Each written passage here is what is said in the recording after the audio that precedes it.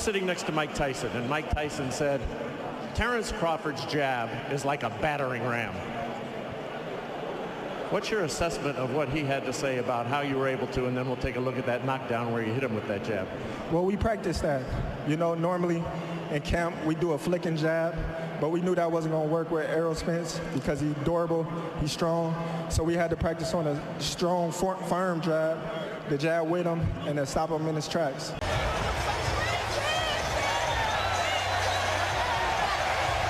Omaha, Nebraska, stand up and cheer. Terence "Bud" Crawford is undisputed again. On top of the boxing world, and hey, they promised to deliver a fight that would be talked about for generations to come. Terence Crawford is a fighter that's going to be talked about forever. And we look at these numbers, he has flirted with 60% throughout the fight. He finally got there in terms of his power punches landed. That's everything other than a jab.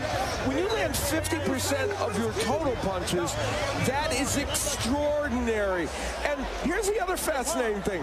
While 37 body shots landed for Spence, the fact that Crawford almost was getting close to him in body punches is pretty amazing. So, an astonishing performance, and those numbers bear it out. And I didn't even mention the jabs, because most of those jabs were hurting Errol Spence. What was expected to be an evenly contested matchup was a one-sided drubbing for Terence Crawford. Terence Crawford, again, just brilliance. I mean, he demonstrated exactly what people were talking about. A versatile fighter, a fighter that can fight in any stance. He chose to fight as a southpaw. I mean, the distance was always there. Great for him. The counter-punching and accuracy and power he showed tonight. Let's revisit the end of this fight when Harvey Dock decided that enough was enough. Spence was attacking and even landing a nice left hand, but he got countered when he threw the left, and that right hook hurt him badly. And then Crawford, with a three-punch combination, it was, you know, pretty extraordinary, ripping the right hook. That right hook became a weapon in this fight that was unstoppable for Spence, and Harvey Dock said, I've seen enough. Here's where we're going to see the counterpunch. Tremendous work by Crawford, and then he follows up with it, and the right hook was just such an important weapon in this fight.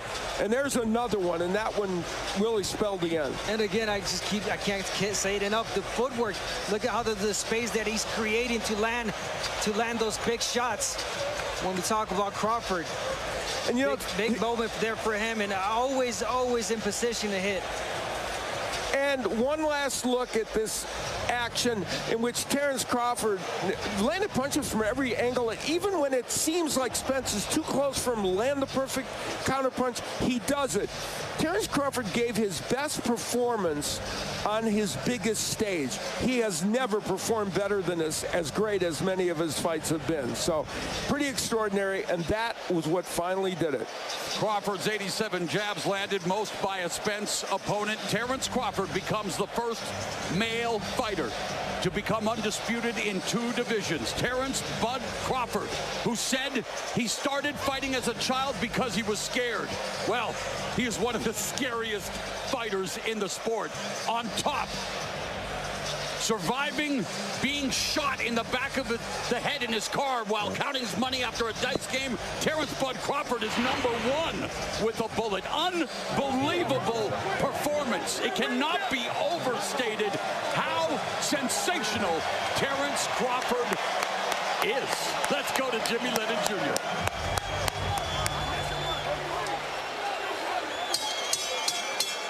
Ladies and gentlemen, we have the time of 2 minutes 32 seconds in round number 9. Our referee in charge, Harvey Dock, stops the contest. He is the winner by way of technical knockout. He is still undefeated.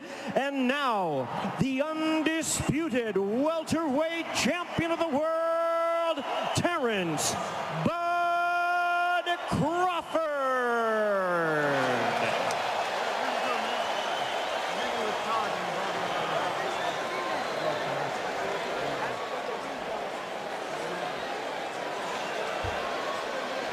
All right, Morrow, thank you very much. Terence "Bud" Crawford, your name is now in the history books, a name that'll never be forgotten. How would you describe this totally dominant performance? Man, like I said before, I want to give an honor to God, because without him, none of this would be possible. Man, I'm so blessed. I swear. Like I said before, I only dreamed of being a world champion. I'm an overachiever. Nobody believed in me when I was coming up, but I made everybody a believer. And I want to thank Spence and his team, like I told him, because without him, none of this would be possible for me right here tonight. To accomplish becoming the first male to be undisputed 4 belts in 2 divisions means what to you? It means everything, because who I took the belts from. They tried to blackball me. They kept me out. They talked bad about me. They said I wasn't good enough. I couldn't beat these top welterweights.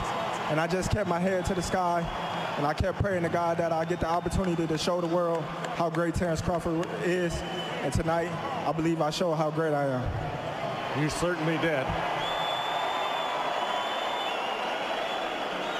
Let me ask you about your ability to take away Errol Spence's jab. Was that the game plan? Well, yeah, Errol Spence, he's a tremendous talent. He got a great jab, and we was worried about the jab coming in, because that's how he set up all his shots off the jab, you know, and so our main focus was the jab. You take away his best attribute, and then, you know, the rest is history. I was sitting next to Mike Tyson, and Mike Tyson said, Terence Crawford's jab is like a battering ram. What's your assessment of what he had to say about how you were able to, and then we'll take a look at that knockdown where you hit him with that jab? Well, we practiced that.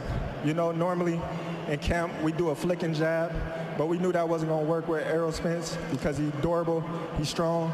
So we had to practice on a strong, firm jab, the jab with him, and then stop him in his tracks. But let's take a look right here at this monitor. We're going to go through all the knockdowns. First, let's start with the first time that Errol was knocked down, his first knockdown in his career in the 2nd round. That was more of a flash knockdown. I caught him with the left, and he didn't think that I was coming back with the right, so it was more of a flash knockdown. Now we jump here to the 7th round. You're in complete control, the speed and accuracy. Tell us from here. Well, I caught him with a uppercut that he didn't see coming in, and then I followed up with a right hook to the ear, knock his equilibrium off, and that's how I got this drop. Now here's the 3rd knockdown, also 7th round.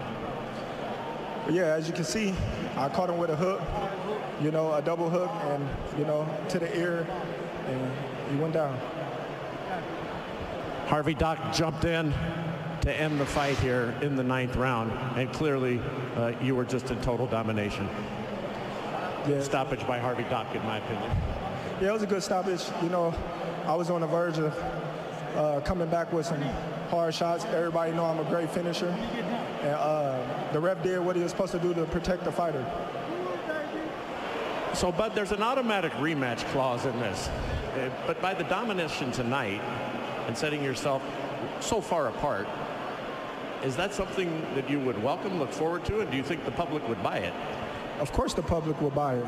Look how many people came out and showed me and Errol Spence support. I thank everybody. It's Errol's choice as the loser.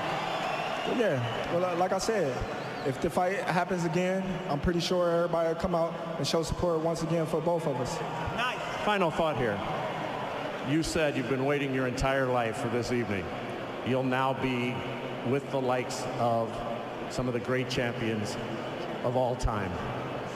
To have your name set next to them is quite an achievement. Do you feel like, how would you characterize that?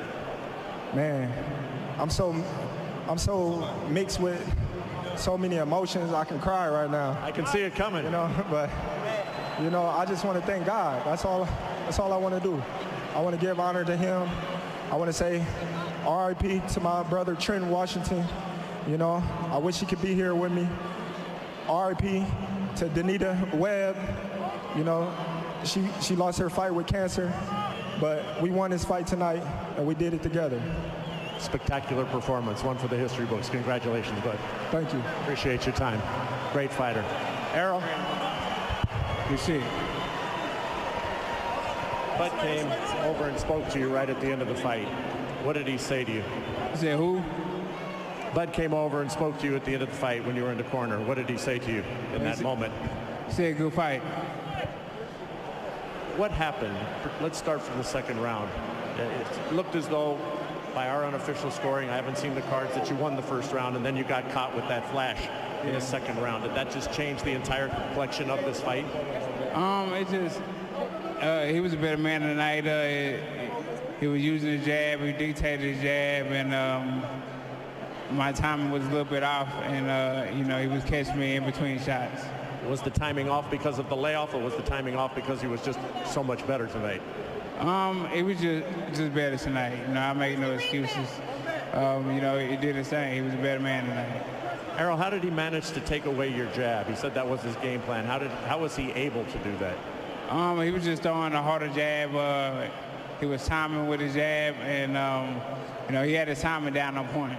Were you surprised with his speed and his accuracy? And tell us about being on the receiving end of Crawford's jab. I wasn't surprised by his speed or his accuracy.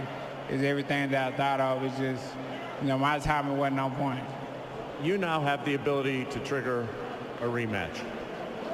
What will go through your thought process, and what do you think you could be able to do so the outcome might be different? Hey, yeah, we got to do it again. I'm gonna be a lot better. It's gonna be a lot closer. It's probably gonna be in December instead for the end of the year. So hey, yeah, we got to do it again. You had said you wanted to move up to 154. At what weight will this rematch take place? Hopefully at 54. Errol, you're a great champion. You're a class act. Appreciate your time, and we look forward to seeing you in return. Thank you. We definitely got to do this shit again. Thank you. Errol Spence, all class. Terrific performance.